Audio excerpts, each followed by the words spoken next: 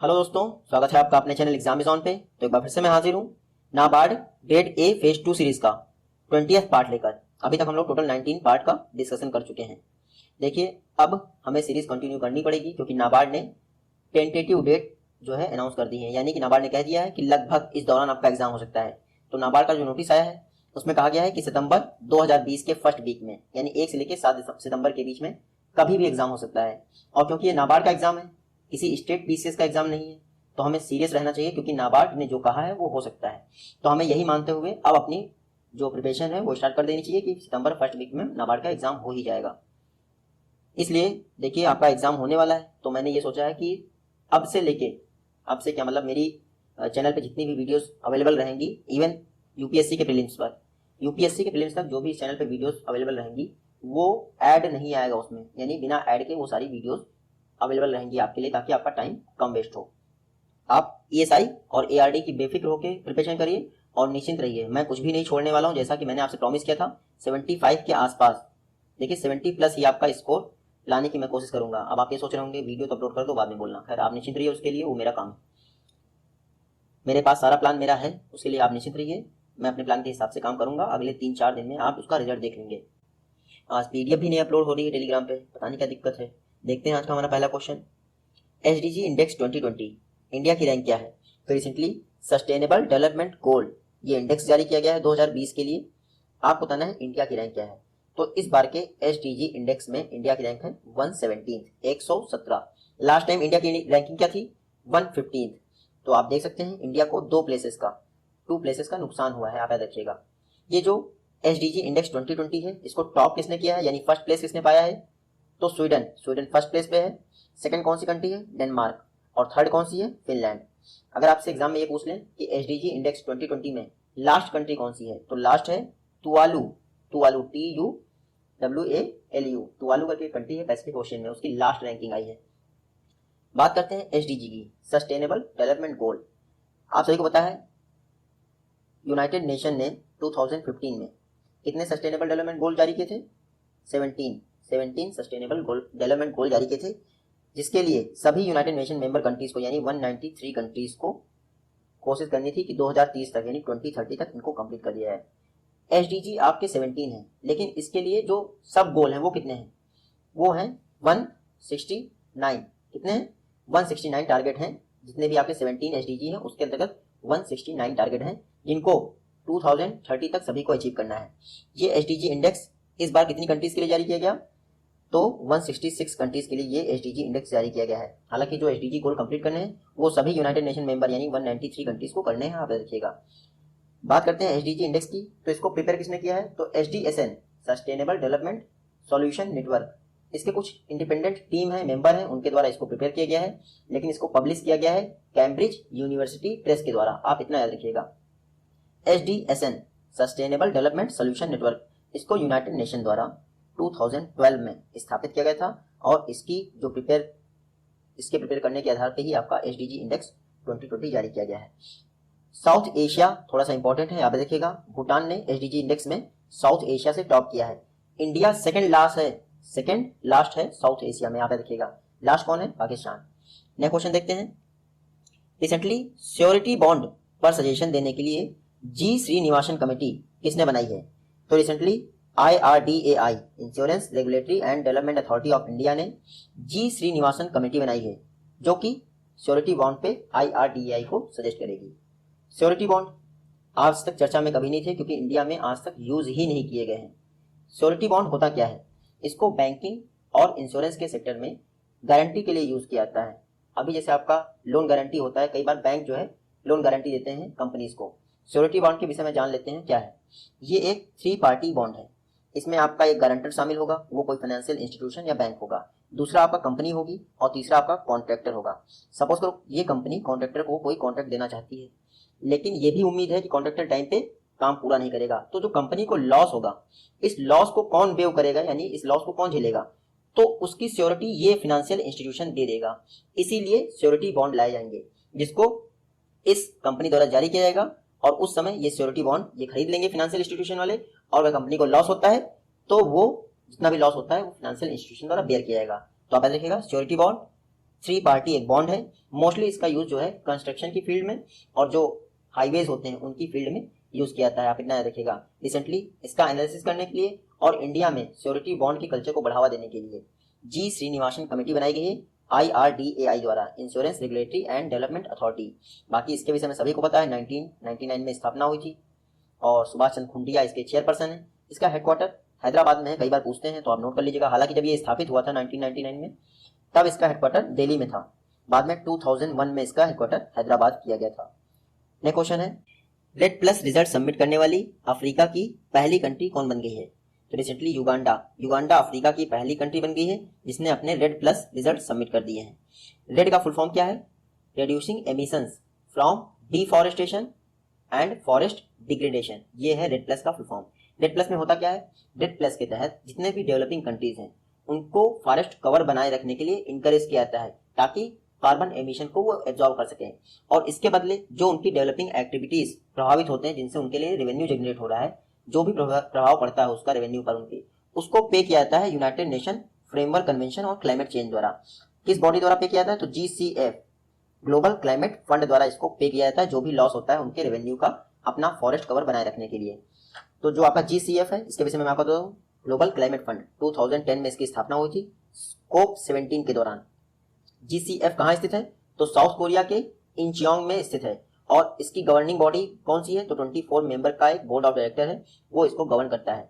GCF के fund द्वारा ही red plus mechanism के लिए फाइनेंस प्रोवाइड किया जाता है जितने भी डेवलपिंग कंट्रीज हैं उनके एफर्ट के लिए उनको। तो आप देखिएगा रेड प्लस के 3 चरण होते हैं। रेड का फुल फॉर्म एक बार मैं फिर से बता देता हूँ, reducing emission from degradation and reducing emission from deforestation and forest degradation. Red plus का पहला चरण क्या है?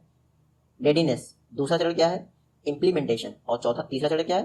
रिजल्ट। ये रेड प्लस के 3 चरण हैं। तो रिसेंटली अफ्रीका की पहली कंट्री बन गई है युगांडा, जिसने अपने रेड प्लस रिजल्ट सबमिट कर दिए हैं। किसको? United nation framework convention on climate change इसको। बोत्सवाना आप थर्ड ऑप्शन देख रहे होंगे, ये वर्ल्ड में सबसे ज्यादा हाथियों की पॉपुलेशन यानी एलिफेंट पॉपुलेशन बोत्सवाना में पाई जाती है, और ये चर्चा में इसलिए है क्योंकि यहाँ पे 360 के आसपास हाथियों की मौत हो गई है रहस्यमय ढंग से, उनका शिकार नहीं किया गया है। ग्लोबल रिस्क रिपोर्ट 2020 किसके द्वारा जारी की जाती है? तो प्रत्येक वर्ष global risk report world economic forum द्वारा जारी की जाती है। देखिए ग्लोबल रिस्क रिपोर्ट को आप जो जर्मन वॉच की एक और रिस्क रिपोर्ट है ग्लोबल क्लाइमेट रिस्क रिपोर्ट, उससे कंफ्यूज मत करिएगा। ग्लोबल रिस्क रिपोर्ट को वर्ल्ड इकोनॉमिक फोरम जारी करता है, जबकि ग्लोबल क्लाइमेट रिस्क रिपोर्ट को जर्मन वॉच जारी करता है। आप इतना देखिएगा। ग्लोबल रिस्क रिपोर्ट में उन रिस्क का एनालिसिस किया जाता है जिससे डिजास्टर आ सकता है, जैसे फ्लड आ सकता है, आपका बाढ़ आ सकती है, ज्वालामुखी फट सकता है, ऐसे जो है रिस्क का एनालिसिस किया जाता है।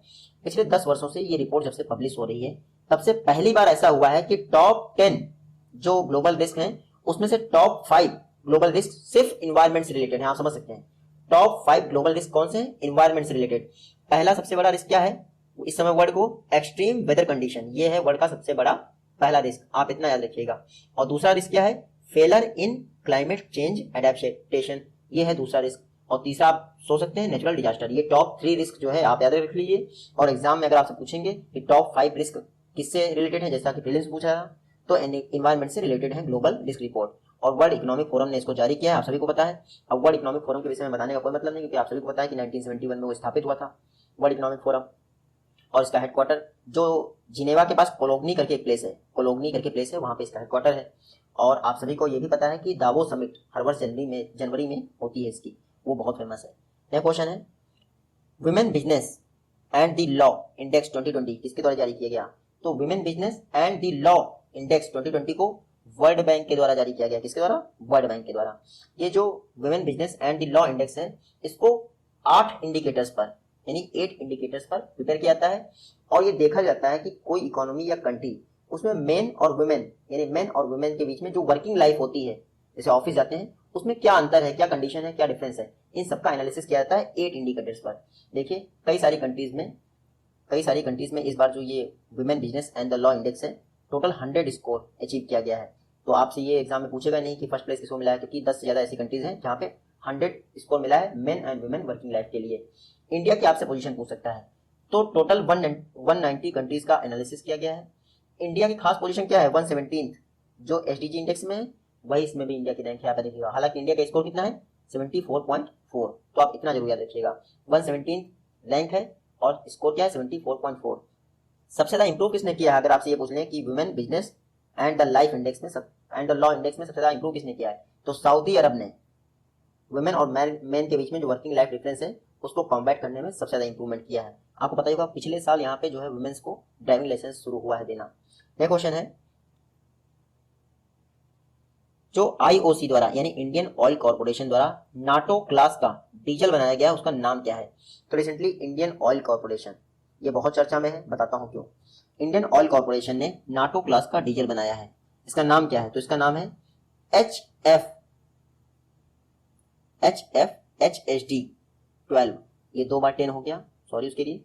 जो HF HSD12 है यानी high flash high speed diesel 12, इसको जैसे नाटो की यानी नॉर्थ अटलांटिक ट्रीटी ऑर्गेनाइजेशन इसकी नेवी यूज करती है, वैसे ही इंडियन नेवी के लिए भी इंडियन ऑयल कॉर्पोरेशन ने नाटो क्लास का डीजल बनाया है ताकि फास्ट मूवमेंट कर सके और मिनिमम कार्बन एमिशन हो हमारे डीजल से। तो इंडियन नेवी के लिए HF HSD12 नाम का एक नाटो क्लास डीजल बनाया गया है इंडियन ऑयल कॉर्पोरेशन के लिए। अब बात करते हैं आईओसी की।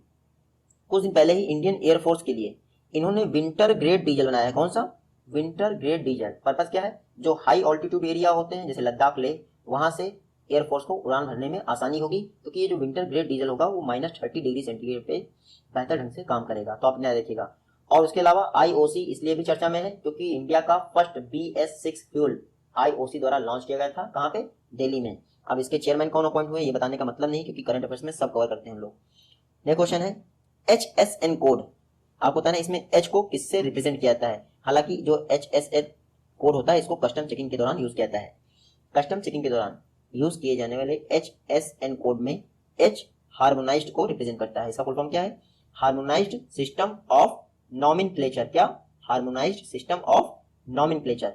इस कोड का यूज जो इंपोर्ट अथॉरिटीज होती हैं उनके द्वारा किया जाता है कस्टम क्लियरेंस के लिए।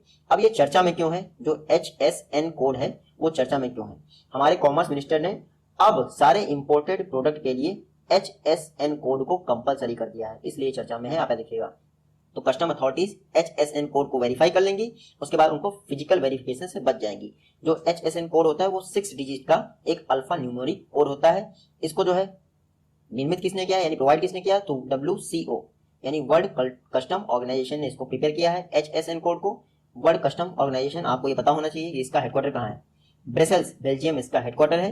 183 टोटल मेंबर हैं, बाकी इसके प्रेसिडेंट का नाम नहीं पूछेंगे मेंस में। नेक्स्ट क्वेश्चन है कारा।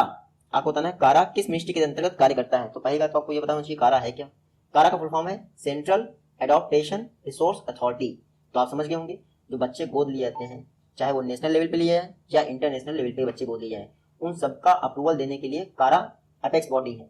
तो आप देखिएगा कारा ministry of women and child development के तहत कार्य करती है। फुल फॉर्म इसका याद रखिएगा central adaptation and resource authority. National level पर यानी इन कंट्री और इंटर कंट्री एडॉप्टेशन के लिए परमिट देने के लिए ये अपेक्स बॉडी है, आप इन्हें याद रखिएगा। और ये जो कारा है इसको स्थापित क्यों किया गया था, देखिए एक हेग कन्वेंशन पास हुआ था 1993 में। कब, 1993 में हेग कन्वेंशन पास हुआ था जो इंटर कंट्री एडॉप्टेशन पर सबको अथॉरिटी प्रोवाइड करता है। तो हेग कन्वेंशन को लागू करने के लिए हमारे इंडियन गवर्नमेंट ने कारा का अपॉइंटमेंट किया था, यानी कारा को बनाया था। 1990 में कारा निर्मित हुई थी और ministry of women and child development के तहत ये एक स्टैच्यूरी बॉडी है, आप याद रखिएगा। उसके अलावा हेग कन्वेंशन को आप याद रखिएगा 1993 में साइन हुआ था और इंटर कंट्री एडॉप्टेशन के लिए बनाया गया था। नेक्स्ट क्वेश्चन है NSAC के चेयरमैन कौन होंगे, तो पहली बात तो हमें NSAC पता होना चाहिए क्या है। NSAC का फुल फॉर्म है national startup advisory council. Recently government of India ने अनाउंस किया है कि जल्द ही नेशनल स्टार्टअप एडवाइजरी काउंसिल को गठित किया जाएगा, यानी कॉन्स्टिट्यूट की जाएगी आपकी नेशनल स्टार्टअप एडवाइजरी काउंसिल। इसका पर्पस क्या होगा, इसका पर्पस होगा हमारे इंडिया के सिटीजन्स में स्टार्टअप और इनोवेशन कल्चर को प्रमोट करना। तो इसीलिए गवर्नमेंट ऑफ इंडिया ने डिसाइड किया है कि जल्द ही NSAC अपॉइंट की जाएगी, गठित की जाएगी। तो NSAC के चेयरपर्सन कौन होंगे, हमेशा commerce and industry minister NSAC के चेयरपर्सन रहेंगे। तो इसका मतलब ये कॉमर्स मिनिस्ट्री के तहत आएगी। नेक्स्ट क्वेश्चन है सर्विस स्कीम किसके द्वारा लॉन्च की गई है, तो सर्विस स्कीम से आप देख सकते हैं, सर्विस स्कीम से आपको लग रहा होगा कि ह्यूमन असिस्टेंस के लिए स्कीम या फाइनेंशियल इंक्लूजन के लिए स्कीम लाई गई है, हालांकि ऐसा नहीं है। सर्विस स्कीम का फुल फॉर्म आप जैसे ही सुनेंगे तो आपको लगेगा क्या है सर्विस स्कीम, इसका फुल फॉर्म क्या है, SAIL SAIL, SAIL employees rendering volunteerism and initiatives for community engagement. क्या फुल फॉर्म है? SAIL employees rendering volunteerism and initiatives for community engagement, ये है सर्विस स्कीम का फुल फॉर्म। इसको लॉन्च किसने किया है? तो रिसेंटली स्टील मिनिस्टर, जो कि हमारे पेट्रोलियम मिनिस्टर भी हैं, धर्मेंद्र प्रधान जी ने सर्विस स्कीम को लॉन्च किया। पर्पज क्या है? जो सेल के एम्प्लॉयज हैं, यानी कि steel authority of India limited के जो भी एम्प्लॉयज हैं, उनमें कम्युनिटी हार्मनी को बढ़ावा देना। तो इस पर्पज से ये स्कीम लॉन्च की गई है। इसके अलावा जो हमारे धर्मेंद्र प्रधान जी, उन्होंने SAIL पोर्टल भी लॉन्च किया है इस स्कीम को इम्प्लीमेंट करने के लिए। नया क्वेश्चन देखते हैं। इंडिया ने अफ्रीका में फर्स्ट MGICC किस कंट्री में ओपन किया है? तो रिसेंटली इंडिया ने अपना first Mahatma Gandhi international convention centre Africa की नाइजर में स्थापित किया। अभी तक अफ्रीका में कोई भी Mahatma Gandhi international convention centre नहीं था।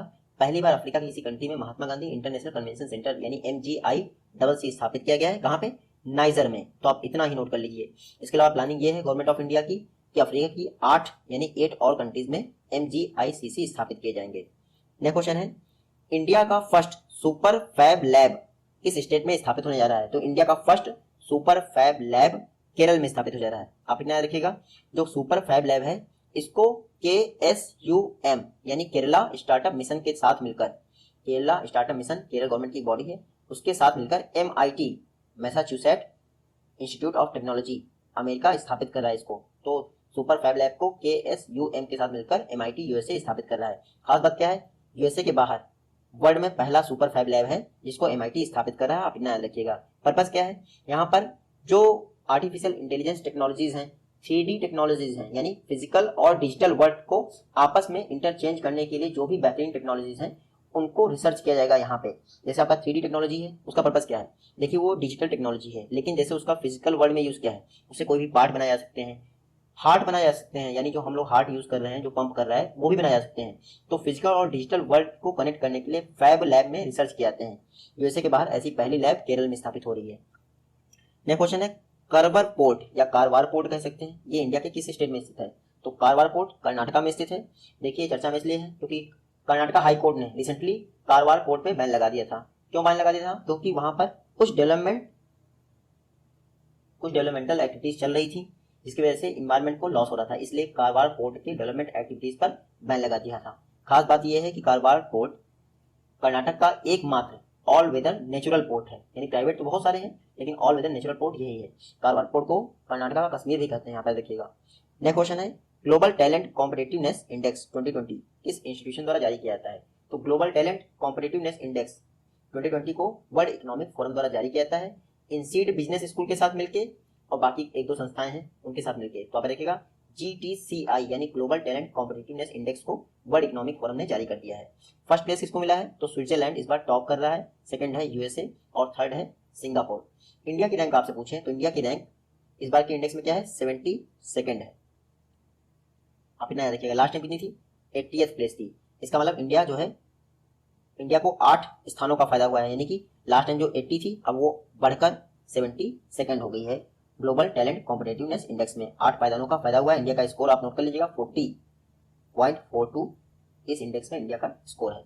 देखिए फर्स्ट टाइम ये इंडेक्स 2014 में जारी किया था। ग्लोबल टैलेंट कॉम्पिटिटिवनेस इंडेक्स को 6 इंडिकेटर्स पर प्रिपेयर किया जाता है। इसमें से 4 इंडिकेटर जो है आपके इनपुट बेस्ड होते हैं, इनपुट से रिलेटेड होते हैं, जैसे आपका इनेबल हो गया, अट्रैक्ट हो गया, ग्रो हो गया और रिटेन हो गया। ये 4 इंडिकेटर्स आपके इनपुट से रिलेटेड होते हैं और बाकी जो 2 बचते हैं वो आपके आउटपुट से होते हैं। वो कौन से हैं? वोकेशनल स्किल और ग्लोबल नॉलेज। जैसे हम लोग ग्लोबल नॉलेज लेते हैं ना, ट्रम्प ने कर दिया, ये 2 जो है आपके आउटपुट बेस्ड स्किल हैं। तो वर्ल्ड इकोनॉमिक फोरम ने ग्लोबल टैलेंट कॉम्पिटिटिवनेस इंडेक्स जारी किया है, इसमें इंसीड बिजनेस स्कूल ने भी हेल्प की है। नेक्स्ट क्वेश्चन है, G77 यानी ग्रुप 77 का अगले वर्ष के लिए कौन सी कंट्री चेयरमैन बनाई गई है? तो रिसेंटली चेयरमैनशिप ग्रुप 77 के लिए दी गई है गुयाना को। साउथ अमेरिका की एक नॉर्दर्न कंट्री है। क्या? साउथ अमेरिका की एक नॉर्दर्न कंट्री है गुयाना। आपने फ्रेंच गुयाना सुना होगा, उसी के पास गुयाना करके एक कंट्री है जिसको चेयरमैनशिप दी गई है नेक्स्ट ईयर के लिए G77 ग्रुप ऑफ 77 की। देखिए ग्रुप 77 वर्ल्ड का लार्जेस्ट, यूनाइटेड नेशन के बाद वर्ल्ड का लार्जेस्ट इंटर गवर्नमेंटल ऑर्गेनाइजेशन है। इंडिया भी इसका मेंबर है। तो आप इतना रखिएगा 1964 में इसको बनाया गया था 77 मेंबर्स द्वारा। हालांकि अब बहुत सारे इसके मेंबर्स होंगे, लेकिन जब ये बना था तब 77 मेंबर्स थे। नेक्स्ट क्वेश्चन है, इंडिया में चीता री इंट्रोडक्शन प्रोग्राम के लिए कौन सी कंट्री जो है चीता जो है दे रही है? तो आप सभी को मैं पढ़ा चुका हूँ। नामीबिया, एक साउथ अफ्रीका की साउथ एरिया में स्थित कंट्री है नामीबिया, वो इंडिया को जो है 2 चीते देगी चीता री इंट्रोडक्शन प्रोग्राम के लिए। और चीता री इंट्रोडक्शन प्रोग्राम को कहाँ पे लॉन्च किया जा रहा है? तो पहले इंडिया से 3 जो है टाइगर रिजर्व चुने गए थे, मैं आपको बता देता हूँ। 2 टाइगर रिजर्व आपके एमपी में थे, एक नौरादेही वाइल्ड लाइफ सेंचुरी, दूसरा था आपका कूनो पालपुर सेंचुरी। ये 2 एमपी से चुने गए थे, बाकी एक राजस्थान से चुना गया था। हालांकि अब सिलेक्ट हो गया है कि जो आपकी नौरादेही वाइल्ड लाइफ सेंचुरी है एमपी की, वहां पर चीता री इंट्रोडक्शन प्रोग्राम लॉन्च किया जाएगा। उसके अलावा आपसे एग्जाम में ये पूछ सकते हैं कि चीता री इंट्रोडक्शन प्रोग्राम को अप्रूवल देने के लिए कौन सी कमेटी बनाई गई थी? तो चीता री इंट्रोडक्शन प्रोग्राम को अप्रूवल देने के लिए रंजीत सिंह कमेटी बनाई गई थी। 3 मेंबर कमेटी थी, रंजीत सिंह इसके चेयरपर्सन थे। तो आप इतना देखिएगा, रंजीत सिंह फॉर्मर डायरेक्टर हैं wild life institute of India के। नेक्स्ट क्वेश्चन है, इन्वायरमेंट का नोबेल अवार्ड किसको कहा जाता है? तो इन्वायरमेंट का नोबेल कहा जाता है टेलर प्राइज को। किसको? टेलर प्राइज को इन्वायरमेंट का नोबेल कहा जाता है। इसको फूड का नोबेल कहा जाता है, इसको एशिया का नोबेल कहा जाता है, और इसको गणित का नोबेल कहा जाता है। गणित का एक और नोबेल है, उसमें नहीं पढ़ते हैं, हम अपने क्वेश्चन पे आते हैं। टेलर प्राइज को इन्वायरमेंट का नोबेल कहा जाता है। अब ये चर्चा में क्यों है? क्योंकि 2020 का जो टेलर प्राइज है वो एक इंडियन इन्वायरमेंटलिस्ट को मिला है। नाम क्या है? पवन सुखदेव। पवन सुखदेव एक इन्वायरमेंटल इकोनॉमिस्ट हैं, इंडिया से बिलोंग करते हैं। उनको 2020 का टेलर प्राइज दिया गया है पवन सुखदेव को। पर्पस क्या है? इन्वायरमेंट डिग्रेडेशन से क्या इकोनॉमिक लॉस हो सकता है, क्या इकोनॉमिक इंपैक्ट पड़ सकता है, इसके विषय में लोगों को बेहतर ढंग से समझाने में मदद की है पवन सुखदेव ने। अरे कोई ट्रंप को भी समझा दो, और वो जो जेयर बोल्सोनारो हैं, ट्रंप ऑफ ट्रॉपिक्स, उनको भी समझा दो कि भैया इकोनॉमिक लॉसेस होते हैं इन्वायरमेंट से। जो टेलर प्राइज है इसको इन्वायरमेंट का नोबेल कहा जाता है, मैंने बता दिया 1973 से। इसको कौन दे रहा है? तो यूनिवर्सिटी ऑफ सदर्न कैलिफोर्निया, जो दक्षिण कैलिफोर्निया की यूनिवर्सिटी है, वो दे रही है। नेक्स्ट क्वेश्चन है, इंडियन नेवी ने किस कंट्री के लिए ऑपरेशन वनीला लॉन्च किया है? तो रिसेंटली इंडियन नेवी ने मेडागास्कर, आपको पता होगा एक टापू कंट्री है जो अफ्रीका कॉन्टिनेंट है, उसके ईस्टर्न साइड पे, साउथ ईस्टर्न साइड पे टापू कंट्री है मेडागास्कर। वहां पे कुछ दिन पहले एक बहुत बड़ा साइक्लोन आ गया था। नाम क्या था? Diana cyclone. कौन सा? Diana cyclone. उसके वजह से डिजास्टर क्रिएट हो गया था मेडागास्कर में। तो लोगों को एसेंशियल सर्विसेज प्रोवाइड करने के लिए, कम्युनिटीज प्रोवाइड करने के लिए, डिजास्टर मैनेजमेंट के लिए, इन सभी कामों के लिए इंडियन नेवी ने ऑपरेशन वनीला लॉन्च किया था। तो आप रखिएगा, देखिए अगर मेडागास्कर की बात करें तो वर्ल्ड का 4th लार्जेस्ट आइलैंड है मेडागास्कर। आप इतना याद रखिएगा। फर्स्ट कौन सा है? फर्स्ट है ग्रीनलैंड, जिसपे डोनाल्ड ट्रंप ने कहा था कि मैं खरीदना चाहता हूँ इसको। तो आप इतना याद रखिएगा। तो ह्यूमैनिटेरियन असिस्टेंट के लिए इंडियन नेवी ने मेडागास्कर के लिए ऑपरेशन वनीला लॉन्च किया था। नेक्स्ट क्वेश्चन है, medical termination of pregnancy amendment act 2020 के द्वारा जो एबॉर्शन की लिमिट है वो क्या हो जाएगी? तो medical termination of pregnancy act 2020 के बाद एबॉर्शन की नई लिमिट 24 वीक्स हो जाएगी। जो पुराना एक्ट है आपका medical termination of pregnancy act 1971, इसके द्वारा अभी एबॉर्शन की लिमिट 20 वीक्स है, इसको बढ़ाकर 24 वीक्स कर दिया जाएगा। ये कुछ सर्टेन कंडीशंस के लिए होगा, हर इंसान के लिए ऐसा पॉसिबल नहीं होगा कि आप 24 वीक यानी 20 से लेकर 24 वीक के दौरान जाके आप एबॉर्शन करवा लें। जैसे रेप विक्टिम हुआ आपका कोई, या कोई बच्चा एबनॉर्मल कंडीशन में है, तो उनका पूरा जीवन बर्बाद हो सकता है, इसलिए 24 वीक की गई है। देखिए 20 वीक्स के लिए आपको एक आरएमपी मतलब रजिस्टर्ड मेडिकल प्रैक्टिशनर, एक आरएमपी से परमिशन लेनी पड़ेगी। लेकिन अगर आप 24 वीक के दौरान एबॉर्शन करवाना चाहते हैं तो 2 आरएमपी के साइन चाहिए। आप इतना याद रखिएगा। देखिए जो इंडिया की मदर्स हैं या फिर कई सारे जो सोशल एक्टिविस्ट हैं वो काफ़ी समय से मांग कर रहे थे कि इंडिया का डिले इतना सिस्टम है कि लोगों को अप्रूवल देने में, अप्रूवल लेने में काफ़ी टाइम चला जाता है। और सही भी है, लोग जान तो ये जाते हैं कि 18 महीने में जो है ये एबनॉर्मल बच्चा है या कुछ भी, अब अप्रूवल के लिए भागना पड़ता है, तो उस दौरान 22 वीक्स हो जाते हैं और डॉक्टर मना कर देते हैं 20 वीक्स के बाद अप्रूवल आपका एबॉर्शन करने से। तो इसलिए मेडिकल टर्मिनेशन ऑफ प्रेगनेंसी जो अमेंडमेंट हो रहा है उसमें प्रेगनेंसी की नई लिमिट, जो आपके एबॉर्शन की नई लिमिट है, उसको बढ़ाकर 24 किया जा रहा है। नेक्स्ट क्वेश्चन है, इंडियन रेलवे ने अपना first waste to energy plant किस स्टेट में ओपन किया है? तो रिसेंटली इंडियन रेलवे ने अपना first waste to energy plant Odisha में स्थापित किया है। ओडिशा के किस शहर में? तो भुवनेश्वर में इंडियन रेलवे का first waste to energy plant स्थापित किया गया है। इस वेस्ट टू एनर्जी प्लांट की कैपेसिटी क्या है? तो 500 केजी पर डे, यानी एक दिन में 500 केजी वेस्ट को एनर्जी में कन्वर्ट करेगा। तो आप देखिएगा, खास बात यह है कि यहाँ पे सभी तरह के वेस्ट, चाहे वो प्लास्टिक हो चाहे ई वेस्ट हो, उन सभी को लेके लाइट डीजल ऑयल बनाया जाएगा। तो आप इतना याद रखिएगा, जो वेस्ट टू एनर्जी प्लांट है इसका नाम क्या होगा? पॉलीक्रैक। क्या? पॉलीक्रैक। नेक्स्ट क्वेश्चन देखते हैं, भुवन पंचायत V 3.0 पोर्टल जो कि डेवलपमेंट प्लानिंग के लिए लॉन्च किया जा रहा है पंचायत में। आपको बताना है किसने लॉन्च किया है। तो रिसेंटली पंचायतों में डेवलपमेंट प्लानिंग के लिए भुवन पंचायत V3.0 पोर्टल को हमारे atomic energy minister Jitendra Singh द्वारा लॉन्च किया गया है। तो क्योंकि जितेंद्र सिंह पीएमओ के भी मिनिस्टर हैं, फिर ministry of development for north east region है, साथ साथ ये एटॉमिक एनर्जी के मिनिस्टर हैं। तो आप इतना रखिएगा, इन्हीं के द्वारा जो आपका भुवन पंचायत V3 करके वेब पोर्टल है उसको लॉन्च किया गया। पर्पस क्या है, जो हमारी ग्राम पंचायतें होती हैं वहाँ पे जो भी डेवलपमेंट हो रहा है, इस भुवन पोर्टल की मदद से आप जाके ऑनलाइन तरीके से चेक कर सकते हैं कि डेवलपमेंट का काम कितना चल रहा है, पूरा हुआ कि नहीं हुआ, ये सब आप चेक कर सकते हैं। जो ये भुवन है, आपने ये भुवन शब्द सुना होगा। भुवन पोर्टल तो जितेंद्र सिंह जी ने लॉन्च कर दिया, लेकिन भुवन को बनाया किसने था? तो भुवन एक सैटेलाइट है, ये जो हमारे इंडिया की जियो लोकेशन भेजता है, इसरो ने बनाया था भुवन सैटेलाइट को। तो आप ध्यान रखिएगा, जो इसरो का नेशनल रिमोट सेंसिंग सेंटर है वो भुवन पंचायत पोर्टल पर सारी सर्विसेज प्रोवाइड करेगा। कौन? इसरो का नेशनल रिमोट सेंसिंग सेंटर भुवन पोर्टल पर, भुवन पंचायत पोर्टल पर सारी सर्विसेज प्रोवाइड करेगा। तो आप इतना याद रखिएगा। नेक्स्ट क्वेश्चन देखते हैं, ईज ऑफ लिविंग इंडेक्स और म्युनिसिपल परफॉर्मेंस इंडेक्स किसके द्वारा लॉन्च किया गया है? तो लोगों का लिविंग स्टैंडर्ड चेक करने के लिए ईज ऑफ लिविंग इंडेक्स, और जो म्युनिसिपलिटीज होती हैं उनकी परफॉर्मेंस चेक करने के लिए municipal performance index Hardeep Singh Puri द्वारा लॉन्च किया गया है। ये कौन है? Minister of housing and urban affairs. तो रिसेंटली इंडिया में पहली बार ऐसा हो रहा है कि ease of living index launch किया जा रहा है। इसमें अभी क्या होगा, स्टार्टिंग लेवल पर पहली बार सिटीजन परसेप्शन सर्वे कंडक्ट करवाया जाएगा, उसी के आधार पर इन दोनों को प्रिपेयर किया जाएगा। तो आप देखिएगा, पहली बार ईज ऑफ लिविंग इंडेक्स के अंतर्गत सिटीजन परसेप्शन सर्वे कंडक्ट करवाया जा रहा है। ये जो सर्वे होगा वो कहाँ होगा? जो 100 स्मार्ट सिटीज हैं, उसके अलावा 14 और सिटीज को इंक्लूड किया जाएगा जिनकी पॉपुलेशन 1 मिलियन यानी 10 लाख से ऊपर है। तो आप देखिएगा। नेक्स्ट क्वेश्चन देखते हैं, एनसीआरबी की रिपोर्ट के अनुसार यानी नेशनल क्राइम रिकॉर्ड ब्यूरो की रिपोर्ट के अनुसार मिसिंग वुमेन्स के मामले में कौन सा स्टेट टॉप पे है, यानी कौन से स्टेट में सबसे ज्यादा महिलाएं गायब हो जाती हैं? तो मैं बता दूं आपको, महाराष्ट्र में सबसे ज्यादा महिलाएं गायब होती हैं। तो मिसिंग वुमेन्स के मामले में महाराष्ट्र टॉप पे है और वेस्ट बंगाल सेकंड प्लेस पे है। अगर यही मिसिंग चिल्ड्रंस की बात कर दें कि मिसिंग चिल्ड्रंस के मामले में कौन सा स्टेट टॉप पे है, तो एमपी टॉप पे है मिसिंग चिल्ड्रंस के मामले में, और सेकंड है वेस्ट बंगाल, यानी वेस्ट बंगाल मिसिंग चिल्ड्रन और मिसिंग वुमेन्स दोनों मामले में टॉप पे है। अगर आपसे एग्जाम में ये पूछ लें कि मिसिंग वुमेन्स के मामले में कौन सा सिटी टॉप पे है, तो मुंबई फर्स्ट सिटी है और सेकंड है कोलकाता। और मिसिंग चिल्ड्रंस की बात करें तो उसमें कौन सा सिटी टॉप पे है, तो इंदौर मिसिंग चिल्ड्रन के मामले में टॉप पे है। बात करते हैं आपके NCRB national crime record bureau 1986 में स्थापना हुई थी। प्रत्येक वर्ष ये क्राइम इन इंडिया रिपोर्ट जारी करता है। इसी रिपोर्ट में इसने बताया था, क्राइम इन इंडिया रिपोर्ट में, कि महिलाओं के खिलाफ सबसे ज्यादा अपराध यानी क्राइम यूपी में होते हैं। तो आप याद रखिएगा, मिनिस्ट्री ऑफ होम अफेयर्स के तहत एनसीआरबी कार्य करती है। साथी स्कीम किस मिनिस्ट्री द्वारा लॉन्च की गई है? तो पहली बार आपको साथी का फुल फॉर्म पता होना चाहिए। Sophisticated analytical and technical help institute. क्या? Sophisticated analytical and technical help institute, ये है साथी स्कीम। इसको ministry of science and technology के द्वारा लॉन्च किया था। इसको रन कौन कर रहा है? तो department of science and technology साथी स्कीम को रन कर रहा है। पर्पस क्या है?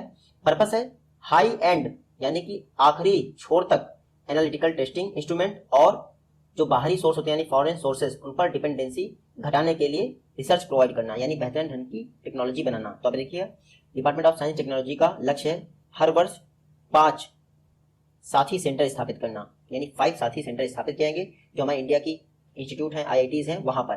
पहले से ही 3 साथी इंस्टीट्यूट स्थापित किया चुके हैं 3 आईआईटीज में। आईआईटी खड़गपुर में इंडिया का पहला साथी इंस्टीट्यूट स्थापित किया गया था, फिर आईआईटी दिल्ली में स्थापित किया गया, फिर आईआईटी बीएचयू में स्थापित किया गया है। अभी तक हम किसी भी हाई एंड टेक्नोलॉजी के लिए, जो बेहतर टेक्नोलॉजी होती है उसके लिए हम फॉरेन सोर्स पे निर्भर रहते हैं। उनको इंडिया में ही डेवलप करने के लिए साथी स्कीम यानी sophisticated analytical and technical help institute scheme launch की गई थी ministry of science and technology द्वारा। नेक्स्ट क्वेश्चन है, संतुष्ट पोर्टल किस मिनिस्ट्री द्वारा लॉन्च किया गया है? तो संतुष्ट पोर्टल को लॉन्च किया गया है ministry of labour and employment द्वारा। तो आप देखिएगा, ministry of labour and employment ने संतुष्ट पोर्टल लॉन्च कर दिया है। मिनिस्टर कौन है? संतोष गंगवार इस मिनिस्ट्री के मिनिस्टर हैं। पर्पस क्या है संतुष्ट पोर्टल का? जो इंडिया के लेबर लॉज हैं, मैं आपको पढ़ा चुका हूँ, 4 कोड ऑफ कंडक्ट हैं इंडिया के लेबर लॉज के, वो सब आप पढ़ चुके हैं, रिवाइज कर लीजिएगा। सारे ऐड जो है बंद रहेंगे आपके एग्जाम तक, आप बिल्कुल निश्चिंत रहिए। तो लेबर लॉज को ग्रॉस रूट लेवल पर यानी कि बॉटम लेवल तक इंप्लीमेंट करने के लिए ये संतुष्ट पोर्टल लॉन्च किया गया है। जो भी लेबर्स हैं इंडिया के, खैर हमारे लेबर्स इतने एजुकेटेड नहीं होते हैं कि कंप्लेन रजिस्टर करवा सकते हैं, लेकिन अगर उनके माध्यम से कोई भी कंप्लेन रजिस्टर करवाता है तो उसकी सुनवाई होगी संतुष्ट पोर्टल पर। तो आप याद रखिएगा, लेबर लॉज को ग्रॉस रूट लेवल पर इंप्लीमेंट करने के लिए संतुष्ट पोर्टल लॉन्च किया गया है ministry of labour and employment द्वारा। मिनिस्टर कौन है? संतोष गंगवार। इससे पहले भी ministry of electronics and information technology ने पब्लिक ग्रीवेंसेस के लिए एक सीपी ग्राम्स पोर्टल लॉन्च किया था। आप सभी ने पढ़ा होगा सीपी ग्राम्स पोर्टल, मैंने पढ़ाया है, आप याद रखिएगा। आज का लास्ट क्वेश्चन है, 1 करोड़ पॉपुलेशन से ऊपर जो प्रधानमंत्री मातृ वंदना योजना अवार्ड दिए जाते हैं किस स्टेट गवर्नमेंट को दिए गए हैं? तो किस स्टेट गवर्नमेंट को 1 करोड़ की पॉपुलेशन से ऊपर के लिए प्रधानमंत्री मातृ वंदना योजना अवार्ड के तहत फर्स्ट प्राइज मिला है? तो एमपी को प्रधानमंत्री मातृ वंदना लागू करने में 1 करोड़ की ऊपर पॉपुलेशन के लिए फर्स्ट प्लेस मिला है, फर्स्ट अवार्ड मिला है, आप देखिएगा। उसके अलावा बात करते हैं जो यूनियन टेरिटरीज हैं या फिर 1 करोड़ से नीचे की पॉपुलेशन वाले स्टेट हैं उनमें कौन फर्स्ट प्लेस पे आया है? तो 1 करोड़ से नीचे वाले स्टेट की जो लिस्ट है उसमें आया है दादरा एवं नागर हवेली फर्स्ट प्लेस पे आया है, अपने यहाँ देखिएगा। देखिए ये जो प्रधानमंत्री मातृ वंदना योजना अवार्ड होते हैं ये ministry of women and child development द्वारा दिए जाते हैं। इनमें 1 करोड़ से ऊपर पॉपुलेशन वाले स्टेट और सिटी को सिलेक्ट किया जाता है, फिर 1 करोड़ से नीचे पॉपुलेशन वाले स्टेट और सिटी को सिलेक्ट किया जाता है। 1 करोड़ से ऊपर पॉपुलेशन वाले स्टेट में एमपी टॉप पे है, सिटी में कौन टॉप पे है? इंदौर टॉप पे है। 1 करोड़ से नीचे पॉपुलेशन वाले में दादरा एवं नागर हवेली स्टेट के रूप में टॉप पे है, और एक सरछिप करके डिस्ट्रिक्ट है कहाँ का? मिजोरम का, वो सिटीज में टॉप है। तो आप ये फैक्ट याद रख सकते हैं। 2017 जब से ये प्रधानमंत्री मातृ वंदना योजना लागू हुई थी तब से ministry of women and child development इसके लिए अवार्ड दे रहा है। प्रधानमंत्री मातृ वंदना योजना आप सभी को पता होगा ministry of women and child development द्वारा लॉन्च की थी। इसमें क्या होता है, 18 वर्ष से ऊपर यानी कि 19 ईयर्स या फिर उससे ऊपर की महिलाओं को उनके फर्स्ट लिविंग चाइल्ड के लिए 5,000 रुपीज की फिनेंशियल असिस्टेंट प्रोवाइड किया थी, सिर्फ 5,000 रुपीज की, और एक लिविंग चाइल्ड के लिए, फर्स्ट लिविंग चाइल्ड के लिए, 2 बच्चों के लिए नहीं।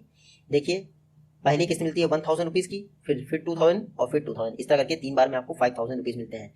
ऐसा कई लोगों को भ्रम है कि 6,000 मिलते हैं, हालांकि जो आपकी जननी सुरक्षा योजना है उसके तहत 1,000 रुपए और मिलते हैं आपको, तो ये सब मिला के आपका 6,000 रुपए टोटल हो जाता है। तो आप देखिएगा प्रधानमंत्री मातृ Vandana Yojana first living child के लिए ministry of women and child development ने 5,000 रुपए अनाउंस किए हैं।